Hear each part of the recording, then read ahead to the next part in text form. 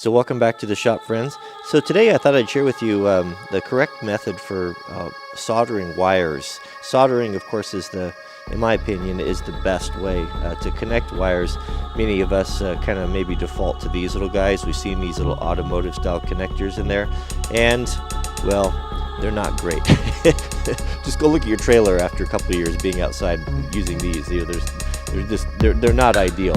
The ideal way, though, is to solder. It's a little intimidating, I think, by a lot of folks because maybe you don't have the equipment or you've had bad luck with it. I'll show you how easy this is to do with just a tiny handful of tools, and I'll show you. Let's go into the kit right now. There's really just a few things you need in your kit, and you know it's worth $100 or so. You can put together this kit that will serve you for a lifetime. You'll be able to repair electronics and different things that oftentimes we just throw it away because it's not worth the trouble of trying to find someone to fix it. You know, little things that come loose. I think it's worth it. So yeah, just get yourself a soldering gun. You don't have to get anything fancy. Just these welders are good. They're probably in the, I don't know, $40 range, not very much. You want some rosin paste flux. You want a little brush and some rosin core solder.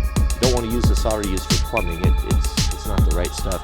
And this right here, this stuff's amazing. This is a 3M silicone dielectric grease type of thing that we use, as well as a good selection of shrink tubing. So let's show you how to prep it, and then we'll go through the whole process here. Do yourself a favor and get a couple of these alligator clips. You don't have to have those fancy stands, if you're just doing this once in a while. Take 2 alligator clips and clamp them in your vise like this. Now some of these alligator clips have a pretty tight spring on them, so take some shrink tubing on the ones you're going to keep in your kit and just melt it on there, and that way they won't mess up your wire. And this is going to hold things securely, and you're just going to get a whole lot better job.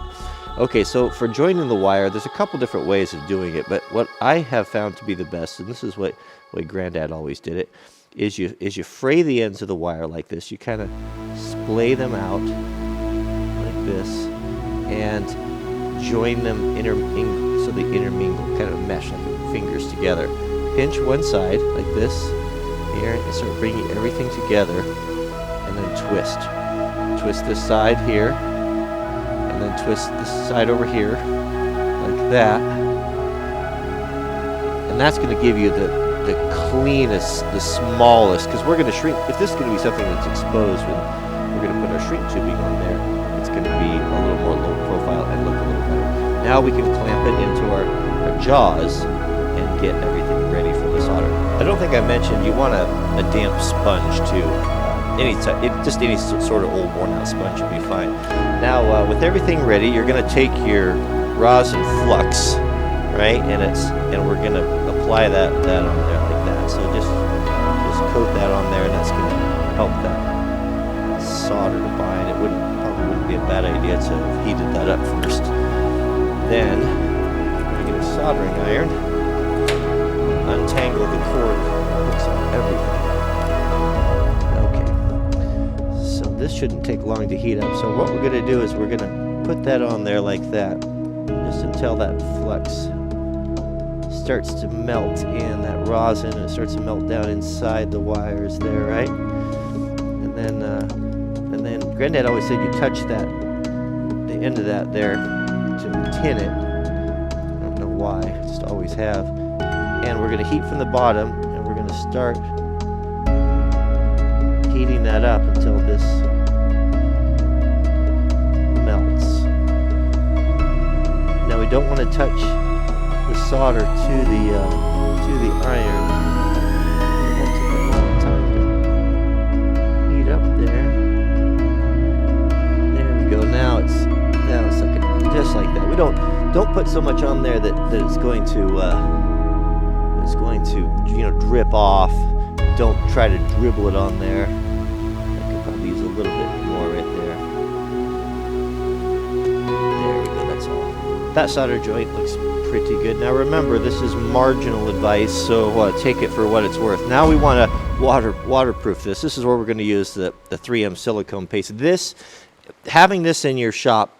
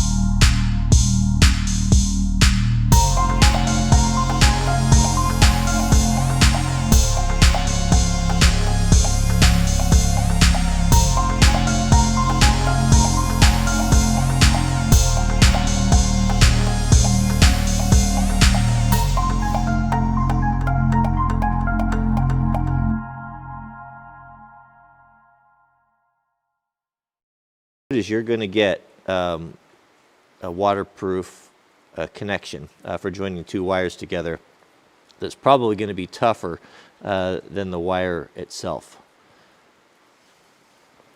So that's all there really is to it for connecting those. And that again, that's going to be your best connection. If you can take a little bit more time and you can solder these with a shrink tape instead of using those blue automotive style connectors, you're most likely not going to have to go back and redo your electrical work, especially for stuff that's going to be sitting outside like trailers, or especially boat trailers, or there's a lot of water and spray on those, and it's pretty hard on electrical stuff.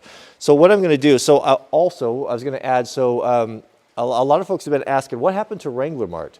Wrangler Mart was our Amazon affiliate store where I'd put the things that I like. You know, people often ask, you know, what do you recommend? What do you like for, what's that shirt, or what pocket knife you like, or what camera equipment you're using? And then they shut down the stores. Well, we've got a new one now. They've started a new program, and I will put a link to that down in the subject heading. It's at the WranglerMart.com will go over there. I'm forwarding those addresses. But what I'll do is, because I know I'll get a lot of questions about this, I'll do affiliate links. Affiliate links are a way for us to support the channel. If you buy something on Amazon that I feature in the video, we get a small percentage from that, and it helps us to fund the channel. It doesn't cost you any more than what you'd normally buy it for, but it's just a way of helping creators out. So what you're going to want for your electrical kit, just basic stuff, is a soldering iron. I'll put one there that's good quality and not too expensive, and a heat gun. When you're buying a heat gun, make sure you get one that stands on its own, that's got some feet on it. Like this one here will sit like this on your bench. That way you can work on it hands-free. So if you're heating stuff or like that, to have two hands and have it so you don't have to clamp it in the vise is actually pretty nice. So those are the two main things right there. I'll put the flux, the silicone paste. You definitely want some of that. That's a must-have. That's like the WD-40 of electrical work, and solder and shrink tape. If I was going to add to that, I would invest in a pair of good strippers. Wire strippers are very nice. They'll pay for themselves on it if you have a small project, and some good crimpers and nippers, and that's about it. So I'll put together that kit for you on the store. So thanks for watching, and we'll see you guys on the next video.